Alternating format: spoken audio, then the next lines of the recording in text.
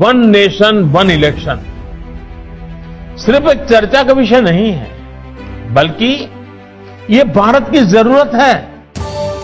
देश में इस समय सबसे ज्यादा चर्चा एक देश एक चुनाव यानी वन नेशन वन इलेक्शन को लेकर हो रही है। पर आखिर ये एक देश एक चुनाव क्या है? क्यों देश को इसकी जरूरत है?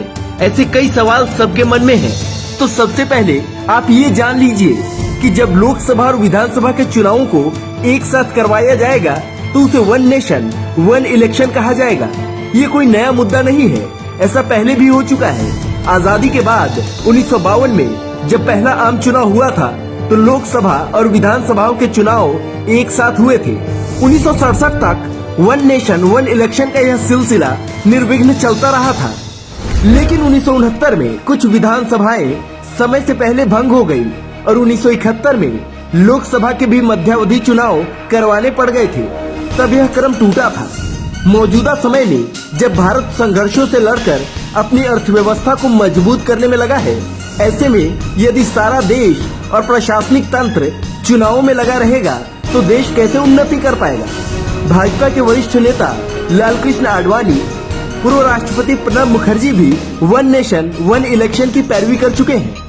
लोगों को वोटिंग के प्रति जागरूक करने के लिए चुनाव आयोग की तरफ से करोड़ों रुपए के विज्ञापन दिए जाते हैं। इसके अलावा चुनाव में नियुक्त कर्मचारियों और बाकी चीजों पर भी करोड़ों रुपए खर्च होते हैं। 2014 के लोकसभा चुनाव में 30,000 करोड़ रुपए खर्च हुए थे। वहीं राज्य के चुनाव में सबसे बड़े राज्य उत्तर प्रदेश के विधानसभा चुनाव में करीब 4,000 करोड़ रुपए खर्च हुए थे। ऐसे में भारत में 28 राज्य और 8 केंद्र शासित प्रदेश हैं। इन सभी राज्यों में चुनाव होने पर लाखों करोड़ का खर्च इलेक्शन कमीशन को उठाना पड़ता है। ऐसे में एक राष्ट्र एक चुनाव यदि होता है तो इससे चुनाव पर होने वाले खर्च में कमी आएगी, समय और संसाधनों की बचत होगी। एक साथ चुनाव होने से मतदान प्रतिशत भी बढ़ेगा। इन तर्कों के आधार पर प्रधानमंत्री मोदी जी की एक साथ चुनाव की योजना को व्यापक जन समर्थन भी हासिल है। पर क्या सभी राजनीतिक दल इस पर सहमति बना पाएंगे?